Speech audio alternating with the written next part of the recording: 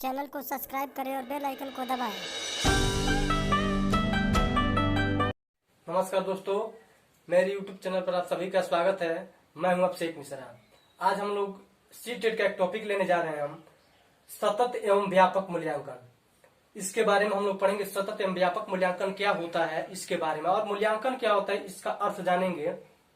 आपने देखा होगा सीटेट में कोई ऐसा सीटेट का एग्जाम नहीं रहा हो कि जिसमें सतत और व्यापक मूल्यांकन से क्वेश्चन नहीं आता। हर साल इसका जो है हर साल ये आता है सतत एवं व्यापक मूल्यांकन से 2-3 नंबर का, कई बार तो 4-4 नंबर का पूछ लेता है। तो हम इसको देखेंगे। देखने के बाद से आपको वीडियो पता चलेगा कि हाँ आपने कितना पढ़ा और आपको कितना समझ में आया। पढ़ाने पूरा वीडियो आप देखिएगा जरूर, आपको 2-3 नंबर कंफर्म सीटेट में देके जाएगा। तो शुरू करते हैं सतत एवं व्यापक मूल्यांकन। टॉपिक शुरू करने से पहले जो भी हमारे नए मित्र आज चैनल पर जुड़े हैं वो चैनल को सब्सक्राइब कर लें, वो चैनल को जो है सब्सक्राइब कर लें और बेल आइकन को दबा दीजिएगा ताकि हम जो भी वीडियो अपलोड करें आपके पास पहुंच जाए। और अपने दोस्त मित्रों के पास शेयर करना न भूलिएगा। नीचे जो है रेड कलर का लिखा होगा सब्सक्राइब, उस पर दबाइए। उसके बाद से घंटी का सिंबल आएगा, उस पर आप क्लिक करिए। क्लिक करने के बाद से आएगा 3 ऑप्शन, उसमें फर्स्ट वाला ऑल पे क्लिक करिएगा और आपका ऑटोमेटिक सिलेक्ट हो जाएगा। आप हम जब भी कोई वीडियो अपलोड करेंगे तो आपके पास जरूर पहुंच जाएगा। ठीक है, तो हम लेते हैं टॉपिक सतत एवं व्यापक मूल्यांकन। सतत एवं व्यापक मूल्यांकन पढ़ने से पहले आपको जानना पड़ेगा कि मूल्यांकन क्या होता है, तभी आपको सतत एवं व्यापक मूल्यांकन समझ में आएगा। पहले हम मूल्यांकन जानेंगे कि मूल्यांकन होता क्या है। तो मूल्यांकन होता है, कहता है मूल्यांकन वह प्रक्रिया है जिसके आधार पर किसी छात्र के ज्ञान का आकलन करते हैं। कहता है मूल्यांकन वह प्रक्रिया है जिसके आधार पर किसी छात्र के ज्ञान का हम आकलन करते हैं कि बालक का ज्ञान कितना है, बालक जानता कितना है। तो मूल्यांकन के आधार पर जानते हैं। जो हम एग्जाम लेते हैं उसी को हम कहते हैं मूल्यांकन। जो अर्धवार्षिक परीक्षा होती है, जो वार्षिक परीक्षा होती है, उसी को हम कहते हैं मूल्यांकन। उससे पता क्या चलता है, बालक की क्षमता का पता चलता है, बालक का ज्ञान वो जानता कितना है उसका पता चलता है। और दूसरी बात देखिएगा यहाँ पे कि मूल्यांकन के द्वारा हम छात्र की रुचि वाला विषय, छात्र किस विषय में जो है रुचि लेता है और छात्र कमियों का हम पता लगाते हैं कि छात्र की कमी क्या है और उसका किस विषय में रुचि है और किस विषय में जो है वो कमी महसूस कर रहा है, उसका भी हम पता लगाते हैं। इसीलिए इसको कहा जाता है मूल्यांकन निदानात्मक और उपचारात्मक दोनों होता है। ठीक है, जो है मूल्यांकन निदानात्मक और उपचारात्मक दोनों होता है। और ये भी कहा जाता है कि मूल्यांकन को जो है मूल्यांकन गुणात्मक भी होता है, मूल्यांकन प्रेरणात्मक भी होता है, और मूल्यांकन जो है मूल्यांकन क्या है, एक सामाजिक प्रक्रिया है। ठीक, तो इसके बारे में मूल्यांकन के बारे में हम लोग इतना जाने। अब मूल्यांकन के प्रकार देख लेते हैं कि मूल्यांकन कितने प्रकार का होता है। ठीक है, मूल्यांकन कितने प्रकार का होता है। तो मूल्यांकन होता है 4 प्रकार के। ठीक है, मूल्यांकन जो है 4 प्रकार का होता है। यहाँ चारों प्रकार हम लिखे हैं। पहला योगात्मक मूल्यांकन। अब योगात्मक मूल्यांकन क्या होता है इसको देखिएगा कि जो वार्षिक परीक्षाएं होती हैं, वार्षिक जो परीक्षाएं होती हैं उसको हम कहेंगे योगात्मक। ठीक, क्योंकि चैप्टर पे चैप्टर पढ़ाते हैं लगातार, मैराथन 1 साल हम पढ़ाते हैं, 1 साल के बाद से एक परीक्षा लेते हैं, उसी को हम कहते हैं योगात्मक। योगात्मक से मतलब जोड़ना। हम क्या शुरू से जुलाई से शुरू किए और मार्च तक लेके गए। ठीक है, ये हाई स्कूल की जो परीक्षा होती है उसमें क्या होता है, हम शुरू जुलाई से करते हैं और जुलाई से लेकर मार्च तक जाते हैं। मार्च तक जाने के बाद से क्या होता है, मार्च अप्रैल मई जून पूरा मार्च जाते हैं। वहां क्या होता है, मार्च में जाके हम एग्जाम लेते हैं बालक का, मतलब चैप्टर पे चैप्टर जुड़ते जाते हैं। उसी को हम कहेंगे योगात्मक मूल्यांकन। जो वार्षिक परीक्षा होती है योगात्मक मूल्यांकन के श्रेणी में आता है।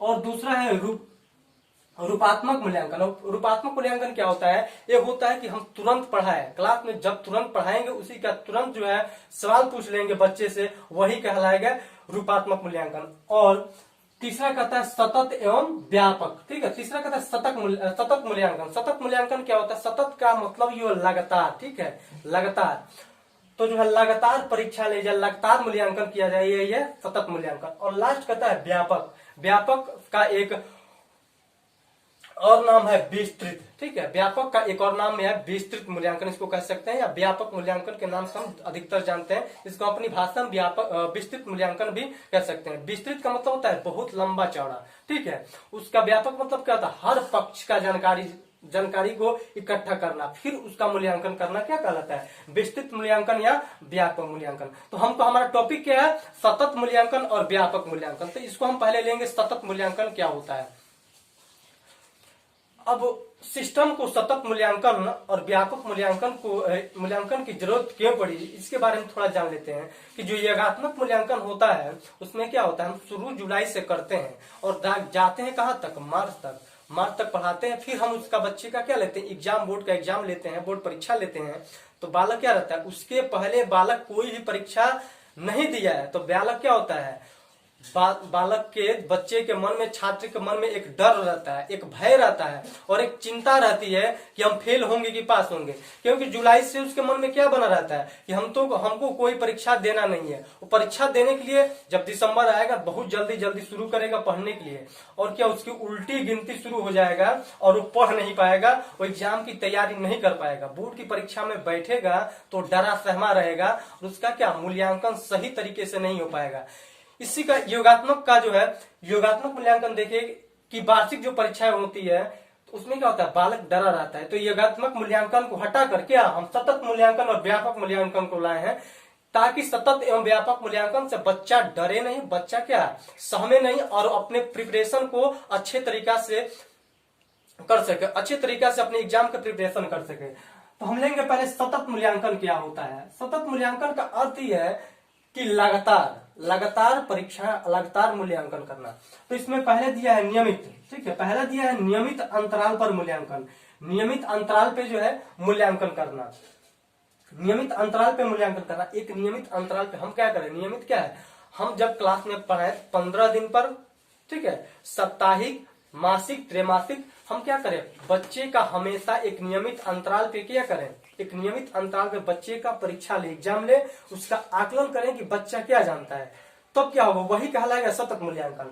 और दूसरा इसका पुनरावृत्ति वही हम क्या करें, अगर सतत लगातार हम क्या करते हैं, मूल्यांकन करते हैं, तो बच्चे को क्या होगा, अपने विषय में क्या होगा, अब जो विषय पढ़ा है उसका पुनरावृत्ति होगा। तो पुनरावृत्ति भी जो एक सतत मूल्यांकन का अंग है। और तीसरा कहते हैं लगातार निदान। अब क्या होगा, जब हम नियमित अंतराल पे अगर बच्चे का एग्जाम लेंगे तो क्या हमको पता चलेगा कि बच्चा किस छात्र को किसमें कमी है। हम बच्चे क्या करेंगे, हम बच्चे का कमी जान जाएंगे, हम बच्चे का कमी पता लगा लेंगे कि बच्चा किस क्षेत्र में, किस पक्ष में जो है उसको असुविधा हो रही है, बच्चे की किस विषय में कमी है और जो विषय में कमी है, कमी किस कारण हो रहा है, इसके बारे में हमको क्या पता चल जाएगा। तो हम लगातार क्या करेंगे, बच्चे का लगातार निदान, उसका जो हम कमी जानेंगे। और लास्ट कहता है लगातार उपचार। लगातार क्या, हम अगर उसका निदान जान लेंगे कि बच्चे का कमी क्या है, बच्चे का कमी जान लेंगे तो हम क्या ऑटोमेटिक सुधार देंगे। इतना करने के बाद से क्या होगा, बच्चा जब बोर्ड की परीक्षा में बैठेगा उसको कभी डर नहीं लगेगा, उसको कभी भय नहीं रहेगा, क्योंकि वो बोर्ड परीक्षा देने से पहले कई परीक्षा दे चुका है। उसको परीक्षा नाम शब्द से डर नहीं लगेगा, क्योंकि उसके पहले हमने क्या कर लिया, बच्चे का सतत मूल्यांकन कर लिया, हमने बच्चे का लगातार परीक्षा लिया है। तो क्या बालक जब बोर्ड परीक्षा के लिए तैयार होगा, बोर्ड परीक्षा में बैठेगा, तो कभी उसको फेल होने का मन में कभी डर और भय, क्योंकि बालक जब दूसरे टीचर के सामने जाता है तो कभी बोल नहीं पाता है, बच्चा क्या होता है, डरता है। तो इस कारण हम अगर सतत मूल्यांकन करते हैं तो बालक ये डरेगा नहीं, कभी बालक जो है बोर्ड की परीक्षा से कभी घबराएगा नहीं। तो व्यापक मूल्यांकन का यही तात्पर्य रहा, इसका यही मतलब रहा कि हम बच्चे को क्या करें, जो परीक्षा का भय है इसको हटाएं और क्या हम बच्चे की कमी को जान सके और उसका उपचार कर सके। और यह है व्यापक मूल्यांकन। हम सतत जाने, अब दूसरा जाने व्यापक मूल्यांकन क्या है। व्यापक का मतलब होता है विस्तृत, हर पक्ष की जानकारी लेना, हर पक्ष का मूल्यांकन करना जो है हमारे क्या होता है, हमारे एक लक्ष्य होता है कि हम हर पक्ष का जो है मूल्यांकन करें। तो व्यापक मूल्यांकन पढ़ने से पहले आप देख लीजिए भाषा कौशल जो होती है, आप यहाँ देखिए भाषा कौशल, ठीक है, यहाँ देखते हैं भाषा कौशल क्या होता है। भाषा कौशल क्या होता है, भाषा कौशल होता है सुनना, दूसरा होता है बोलना, और तीसरा होता है पढ़ना, और चौथा होता है लिखना। ठीक है, व्यापक मूल्यांकन से पढ़ने से पहले हम थोड़ा इसको समझ लेंगे कि हमारे 4 भाषा कौशल है, ठीक है। सुनना, बोलना, पढ़ना, लिखना, ठीक। लैंग्वेज स्किल इसको कहते हैं इंग्लिश में। तो हम देखेंगे भाषा कौशल जो है सुनना, बोलना, पढ़ना, लिखना। लेकिन हमारा सिस्टम क्या करता है, हम बच्चे का किसमें हम मूल्यांकन करते हैं? बच्चे का हम केवल एक ही मूल्यांकन करते हैं। जो हमारी बोर्ड की परीक्षा होती है हम क्या उसमें करते हैं? हम तो केवल लिखित मूल्यांकन तो कर रहे हैं, लिखने का ही मूल्यांकन कर रहे हैं, लिखित ही मूल्यांकन कर रहे हैं। बाकी उसमें बोलना, सुनना, पढ़ना क्या उसमें कोई मूल्यांकन नहीं हो रहा है। हम क्या कर रहे हैं, हम एक ही चीज का मूल्यांकन कर रहे हैं। किसका? लिखने का मूल्यांकन कर रहे हैं। ये व्यापक मूल्यांकन नहीं है। व्यापक मूल्यांकन कहता है हर पक्ष की जानकारी लेकर उसका मूल्यांकन करना। अगर 4 भाषा कौशल है तो चारों भाषा कौशल को हमको क्या करना है, उसका मूल्यांकन करना है, न कि केवल एक का। आप बताइए, जब हम बोर्ड की परीक्षा लेते हैं, बच्चे को पेपर देते हैं, बच्चा क्या करता है, मैराथन छाप देता है। एग्जामिनर के पास जब कॉपी जाती है उसको चेक करता है, चेक करने के बाद से नंबर दे देता है। लेकिन उसको पता क्या, वो जानना एक ही बात जाना है वो कि ये बच्चा क्या किया, लिखा है केवल। जबकि वो उसका बोल पाता है कि नहीं बोल पाता है, सुन पाता है कि नहीं सुन पाता है, पढ़ पाता है कि नहीं पढ़ पाता है, इसका जो है हम पता कभी नहीं लगा सकते। तो हमारा व्यापक मूल्यांकन ये कहता है कि बच्चे की हर पक्ष की जो है हम क्या करें, मूल्यांकन करें। तो हमारा व्यापक मूल्यांकन ये कहता है कि अगर आपने 100 नंबर का अगर कोई पेपर लिया है, अगर 100 नंबर का अगर आपने बच्चे का एग्जाम लिया है तो क्या करें, इसको डिवाइड कर दें, ठीक है। 25 नंबर का लिखने का परीक्षा और 25 पढ़ने का और 25 बोलने का, 25 सुनने का। अगर ऐसे करेंगे तो इसी को हम कहेंगे व्यापक मूल्यांकन। हमने क्या किया, चारों भागों में बांट दिए। अब इससे क्या होगा, बच्चा क्या होगा, हमेशा बोल सकेगा। बोलने की पहले है सुनना, तो सुनने की उसमें क्या होगी, सुनने की प्रवृत्ति बढ़ेगी। बच्चा सुन पाता है कि नहीं सुन पाता है। अब आप जाके पूरा एकदम 1 घंटा का क्लास में लेक्चर दे के चले आए, अब बच्चा सुन ही नहीं रहा है, आपको पता ही नहीं सुना है कि नहीं सुना है, तो क्या करें हम? व्यापक मूल्यांकन क्या करता है, व्यापक मूल्यांकन ये कहता है कि आपने पढ़ाया, बच्चा सुना कि नहीं सुना, इसको भी तो जानकारी रखिए कि आपने जो पढ़ाया बालक सुन रहा है कि नहीं सुन रहा है। और फिर बालक आप जो पढ़ाए हैं सेम वैसे बोल पाता है कि नहीं बोल पाता है, अपने भाषा में क्या उसका व्याख्यान दे पाता है कि नहीं दे पाता है। और तीसरा कहता है पढ़ना, जो आपने पढ़ाया फिर वो बालक पढ़ पाता है कि नहीं पढ़ पाता। लिखने तो हम माहिर नहीं है, लिख तो मैराथन लिख लेंगे। तो हमारे व्यापक मूल्यांकन कहता है हर पक्ष की जानकारी लेके उसका मूल्यांकन करना, ठीक। तो यहाँ से आपको व्यापक मूल्यांकन समझ में आ गया होगा। तो इसका एक और नाम है विस्तृत मूल्यांकन। व्यापक का ही नाम है विस्तृत मूल्यांकन। और दूसरा कहता है सभी क्षेत्र का मूल्यांकन, चाहे वो सैद्धांतिक हो चाहे वो व्यवहारिक हो। तो क्या करें, सभी क्षेत्रों का हम मूल्यांकन करें। सभी क्षेत्र का मूल्यांकन से मतलब है कि हम अगर बोर्ड परीक्षा में 100 नंबर का अगर परीक्षा है, मान लीजिए हम साइंस का दे रहे हैं, तो क्या करें हम 70 नंबर लिखित लिया, 30 नंबर प्रैक्टिकल का, ठीक है। 70 नंबर हम क्या किए, लिखित परीक्षा लिए और 30 नंबर का प्रैक्टिकल भी ले लें।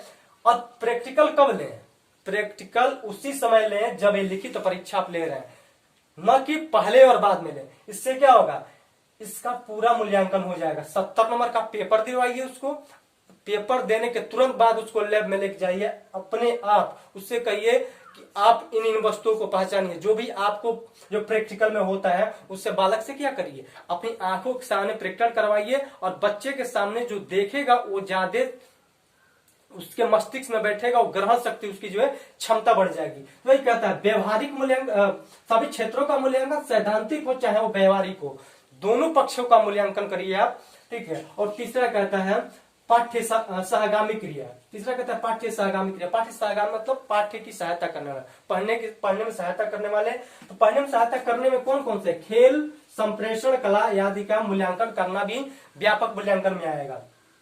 हमने क्या किया, हम अगर बच्चे में क्या करें, खेल का भी मूल्यांकन करें, संप्रेषण का। संप्रेषण मतलब अपनी बालक अपनी बातों को दूसरे से कह पाता है कि नहीं कह पाता है। खेल का भी मूल्यांकन करें, क्योंकि हमको केवल रट्टू तोता नहीं बनाना है, हमको किताबी कीड़ा नहीं बनाना है, हमको हर पक्ष का, व्यापक तो यही कहता है हर पक्ष का मूल्यांकन। तो खेल का भी मूल्यांकन करें, संप्रेषण, कला आदि का भी मूल्यांकन करें, ताकि हम जान सके कि बच्चे ने कितना विकास किया है, बच्चे का मस्तिष्क कहाँ तक पहुंची है, इसका आकलन करें। और चौथा कहता है लिखित एवं क्रियात्मक मूल्यांकन, दोनों तरह की परीक्षाएं लें, क्रियात्मक मूल्यांकन भी लें और क्या करें हम जो है लिखित भी परीक्षा लें। हम दोनों परीक्षाओं को लेंगे तब हमारे व्यापक मूल्यांकन होगा। या भाषा स्किल से बार सुनते कि भाषा स्किल में क्या होगा, हम परीक्षा ले रहे हैं तो बच्चे से क्या करें, हम बच्चे से सुनने का भी इसका परीक्षा ले, बोलने का मौखिक परीक्षा जाके ले सकते हैं कि हम जो है मौखिक परीक्षा 5 नंबर का तुमको देते हैं कि तुम इसमें 100 नंबर का है, 5 नंबर मौखिक परीक्षा भी इसमें रहेगा।